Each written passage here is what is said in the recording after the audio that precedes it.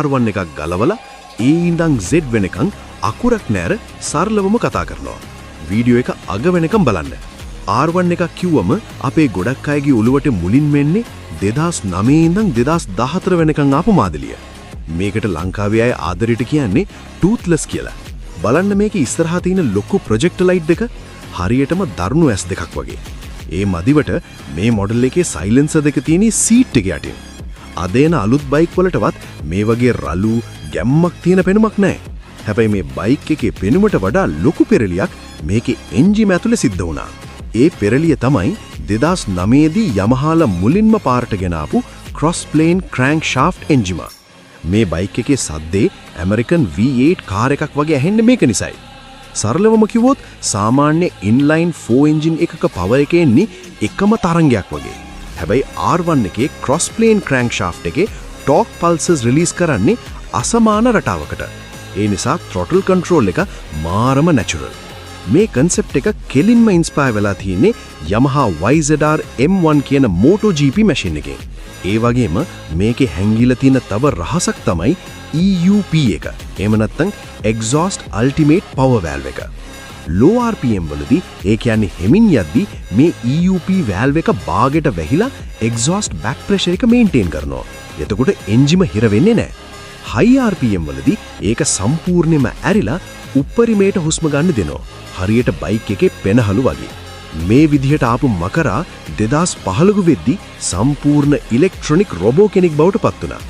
මූණේ හැඩේ පොඩ්ඩක් වෙනස් වුණත් අර හැංගුණු ලයිට් දෙක නිසා මකර බැල්ම එහෙම්මම තිබ්බා. මේ අලුත් R1 එක ඇතුලේ 6 axis IMU එහෙම නැත්නම් inertial measurement unit කියලා පට්ට ගැජට් එකක් තියෙනවා. මේකෙන් කරන්නේ මිලිසෙකන්ඩ් ලෙවල් එකෙන්. ඒ කියන්නේ එහිපිය ගහනවාටත් වඩා වේගයෙන් දත් අරගෙන ඔයාව වැටෙන්න නොඩි අල්ලගෙන ඉන්න එක. මේ සුපිරි මොලෙන් වැඩ කරන ප්‍රධාන සිස්ටම් තුනක් තියෙනවා. පළවෙනි එක ස්ලයිඩ් කන්ට්‍රෝල්. වංගුවකදී පිටිපස්සේ රෝදි ලිස්සන්න ගියොත් පව එක ගානට අඩු කරලා බයික් එක කන්ට්‍රෝල් කරනවා. දෙවෙනි එක ලිෆ්ට් කන්ට්‍රෝල්.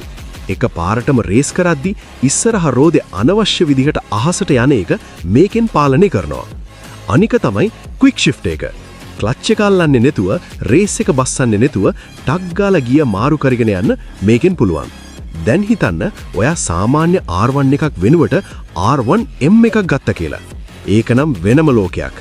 ඒකේ බොඩි කෑල්ලි, ඒ කියන්නේ ෆේරින්ග්ස් එන්නේ සම්පූර්ණයෙන්ම කාබන් ෆයිබර් වලින්. හැබැයි බයික් එකේ ෆ්‍රේම් එක, ඒ කියන්නේ ඇටසැකිල්ල හදලා තියෙන්නේ සුපිරිම හයියක් තියෙන ඇලුමිනියම් ඩෙල්ටා බොක්ස් චැසි එකකින්. අනිත් පිස්සු හැදෙන දේ තමයි මේකේ තියෙන all-ins electronic racing suspension system එක. ඔයා බයික් එක පදින විදිහට පාරේ හැඩයට ගැලපෙන්න සස්පෙන්ෂන් වල තද ගතිය බයික් එකේ කම්පියුටරින්ම වෙනස් කරනවා. හරියට ඔයාගේ යටින් ඉඳගෙන මෙකැනික් කෙනෙක් බයික් එක සෙට් කරනවා වගේ වැඩක්.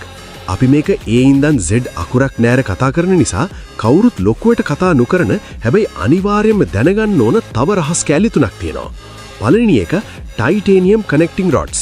මේ එන්ජිම ඇතුලේ වැඩ කරන කෑලි හදලා තියෙන්නේ ටයිටේනියම් වලින්. ඒ නිසා එන්ජිම හරිම සැහැල්ලුයි.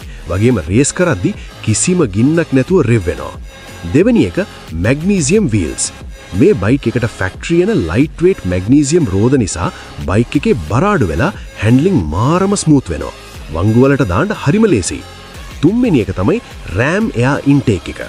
ලොකු ස්පීඩ් එකක යද්දී ඉස්සරහින් එන හුළඟ පදින් ඇතුළට ගිහින් ප්‍රෙෂර් එක වැඩි වෙලා බයික් එකේ টොප් එන්ඩ් පවර් එක පට්ට විදියට බූස්ට් කරනවා. ඒ කියන්නේ වේගය වැඩි වෙන්න මකරා තවත් දරුණු වෙනවා.